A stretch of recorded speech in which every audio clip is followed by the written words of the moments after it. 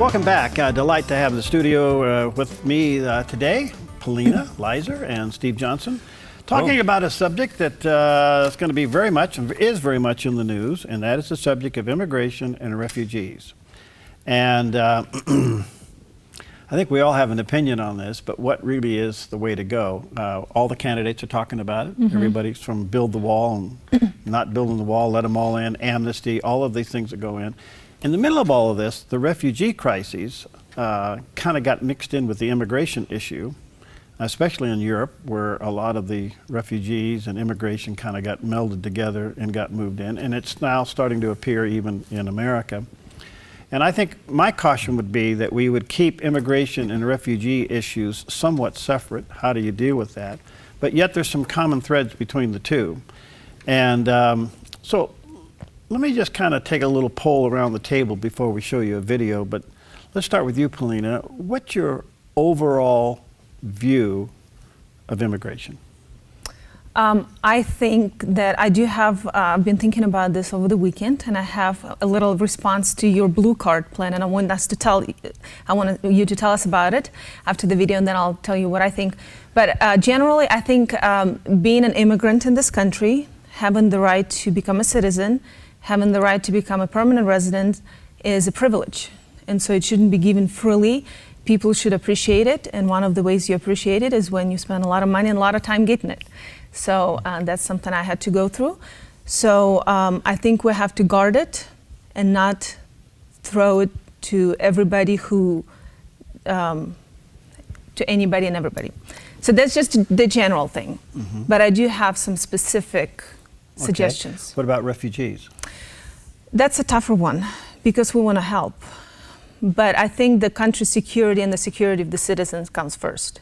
So if there is a vetting process that can be executed to make sure that everybody who comes in, we know who they are and what their intentions are, then yes, maybe we can help some people. All right, Steve? Well, the refugee problem, I think, has really shown the flaws we have with our immigration system. And I think if we look to what has happened with Greece, you have a lot of people who are trying to help a lot of refugees there.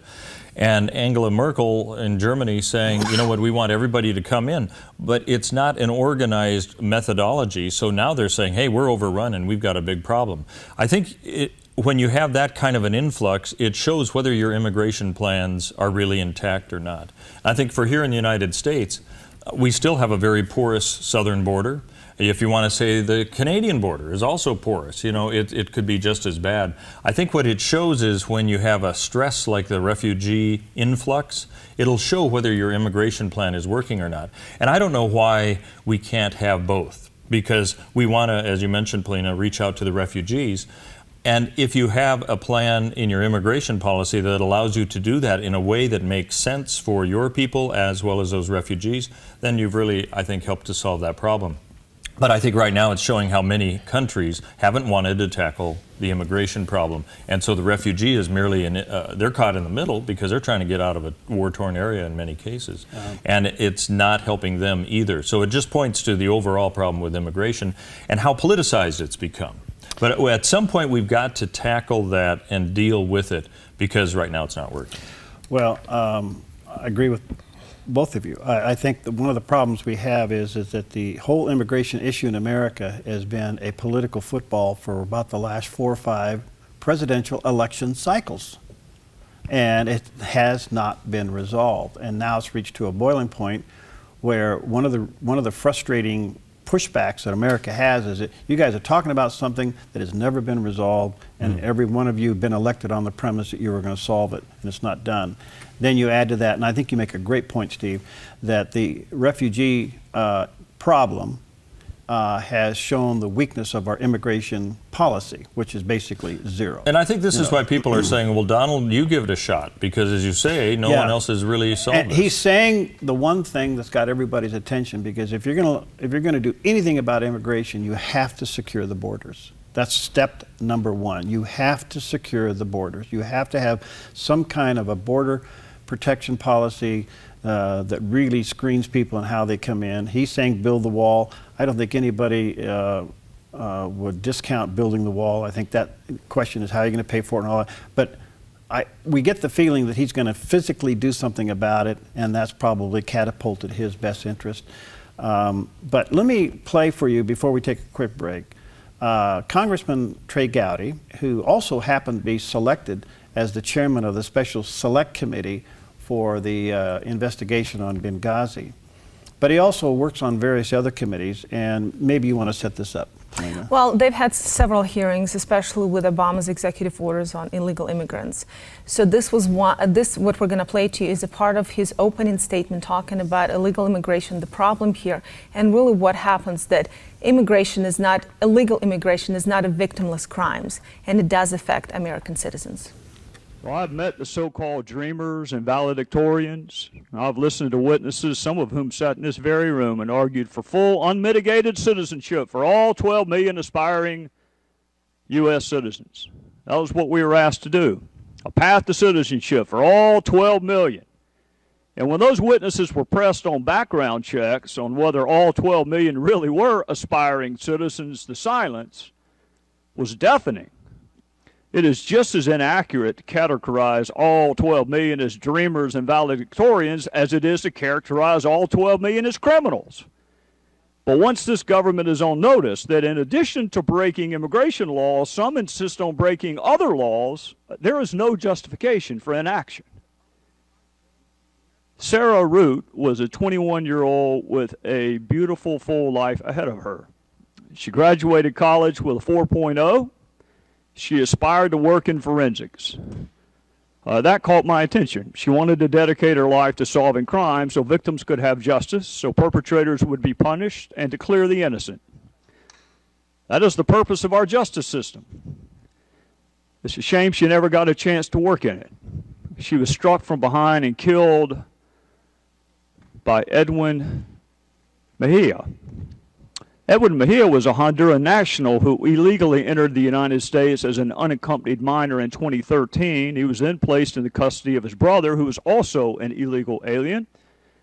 Mr. Mejia is accused of drag racing in Omaha, Nebraska, with a blood alcohol level more than 3 times the legal limit when he killed Sarah. After being charged with felony motor vehicle homicide, he was given a $50,000 bond by a state judge. This allowed him to be released after posting just 10%, $5,000. The purpose of bond is to protect the public and to ensure the defendant appears at scheduled court appearances. Risk of flight is really one of only 2 factors the judge has to be bothered with considering: risk of flight and danger to the community. Check and check. But a paltry bond was set nonetheless. State authorities say they contacted ICE numerous times to notify the agency of Mejia's elevated flight risk. In fact, state authorities say they requested ICE take custody of Mr. Mejia, but ICE denied their request, and he walked right out of jail. Now, ICE spokesman claimed Mr. Mejia would not be detained because his arrest did not meet ICE's enforcement priorities. How in the hell somebody here illegally who operates a vehicle at a high rate of speed and 3 times the legal rate of impairment and kills a 21-year-old girl doesn't meet priorities of ICE is precisely why so little people have confidence in this administration's policies and priorities, and precisely why so many people are angry and fed up with the current state of immigration enforcement. If killing a young woman while racing in an impaired state and being here illegally in the first place does not meet priorities, then perhaps your priorities are wrong. This administration loves to talk about families being separated. Politicians love to talk about families being separated. Preachers love to talk about families being separated. That's the common mantra when discussing immigration and why they refuse to enforce current law. But I want to make sure my fellow citizens are clear about this. This administration and the politicians and the preachers are not talking about the family sitting at the table this morning. They're not talking about the separation that comes from bearing your child. They're not talking about the separation of whatever you told your daughter being the last thing you will ever tell your daughter because she was shot walking beside you walking on a pier in San Francisco, or because she was killed by somebody driving 3 times the legal rate of impairment. Separation is a mother living with the reality that her son left for school in the morning and was killed with his body set on fire before nightfall. That is separation. That is permanent. I wish this administration talked a little more about it, but mainly I wish they did a little more about it. Powerful statement. Let us take a break. We'll come back and deal with some comments. By the way, you're welcome to call in 541-776-5368. If you have any thoughts about this, 541-776-5368. We'll be right back.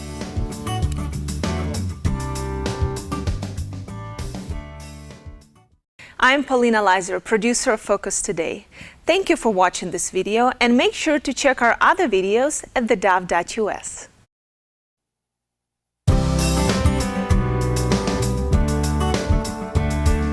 Okay, we're back, and we're talking about a subject that's huge, and I'm sure we can't cover it in just a short time we have left, but we do want to get the ball rolling on this discussion, dealing with immigration, refugees, and I think Steve's made a good point that the refugee problem, as pointed out, our poor immigration policy, and we really don't know what it is. Americans are frustrated about it because we keep electing people who say they're going to do something about it, and then nothing has been done. Trey Gowdy just reported to us very passionately as he chairs that committee. And I think what can be taken away from what Trey Gowdy has said is pretty simple. Illegal means illegal.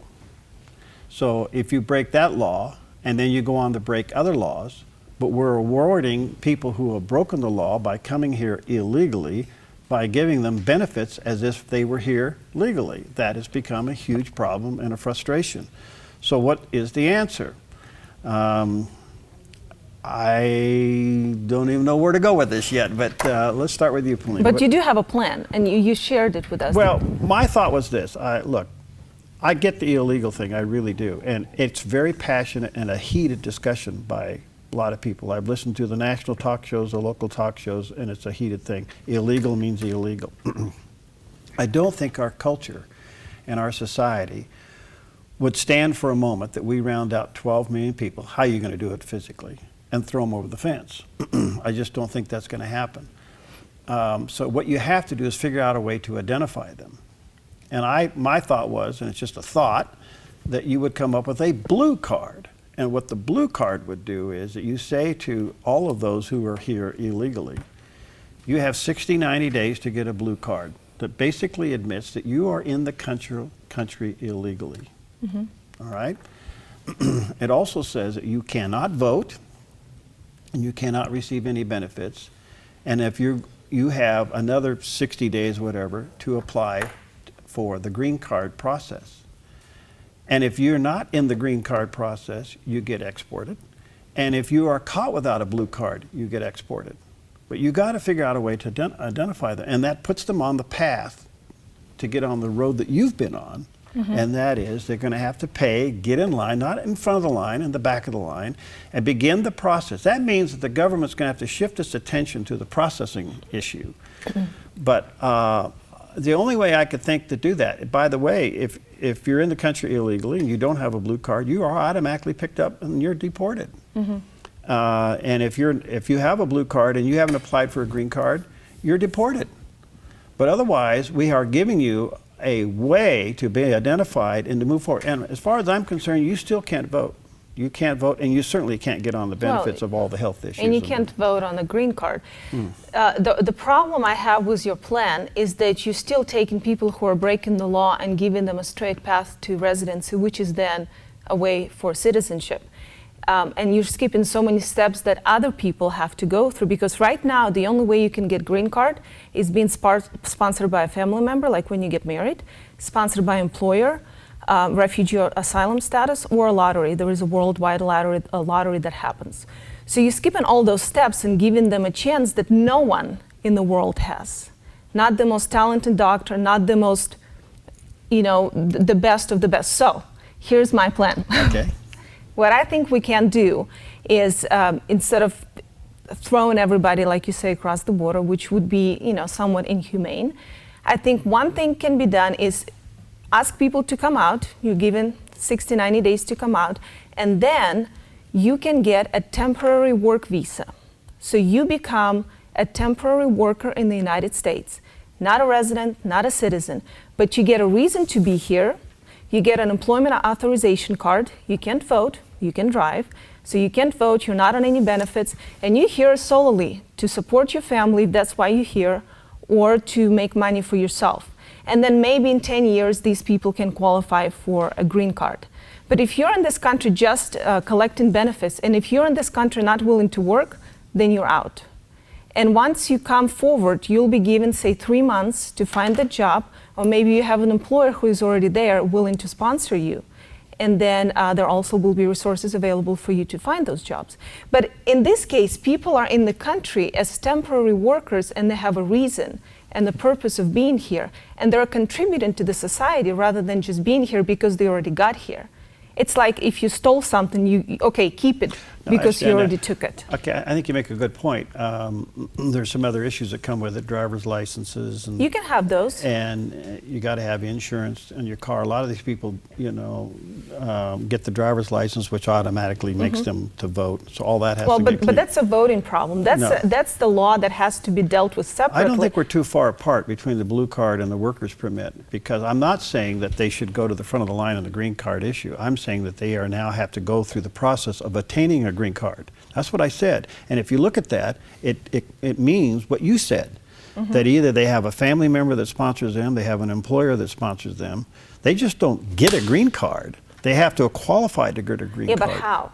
Well, they got to figure that out. Either they got a job or they get a family. Right now, there are no laws that can make like my family, trust me, I'd love for them to be here, but there is no way they can be here. And they're all educated people, but they can't, because right now the ways the laws are stated, and remember, it took us a lot of time and a lot of money for me to get the work visa. Right. You have to obtain a specially qualified position, and you have to be the only person who can fulfill that position. A lot of those people who come here, they're not specially qualified. So there will have to be created a separate category for visas. I think for those people. I think that the work permit is the issue, because they still want to let a lot of these people in to work in areas that Americans just won't go for the job. They just won't do it. Let's face it, Maybe, Americans won't go out and pick tomatoes. They won't do it. And so how's the farmer going to get his crop to market? And that's fine if they want to work there. Doesn't that qualify as a job? Not right now. Oh, but it could. Well, that's what I'm advocating, is that let's create a temporary work visa for people who are already here, who want to stay and who want to work.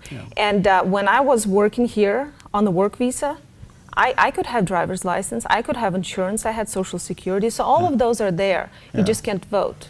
Right. And you're not available for welfare. Your thoughts, Steve? Well, I think you guys are talking about coming up with a plan. I don't even think the discussion is that far along yet. The discussion is still, I don't like whatever concept you're coming up with, so I'm not even going to listen to you, that type of a thing. And so as a result, we still have an ongoing problem the way it is, and then we try to make it a political football. And it's like, well, you've got to get down into the think tank mode and get a working paper on what's happening and what is right and what isn't, and go from there. Without that, without proposals that we can debate on a national level, we're just talking theory about how you're hurting other people and how insensitive you are, that type of thing. Let me ask you this. I do see a little bit of a common ground here. Do we all agree, number one, that you're not going to pick up 12 million people and throw them over the fence? Well, I think, though, by what you're saying, it could happen over a period of time if they don't follow the guidelines that both of you have brought up, actually. No, but I think initially speaking here, we're not... I don't think at any one time you're going to do that, but I think if they don't follow the process, slowly but surely we haven't agreed on the moving. process yet. Wait, let's take this in pieces. We haven't agreed on the process. We got some elements on the process, but we haven't agreed on it.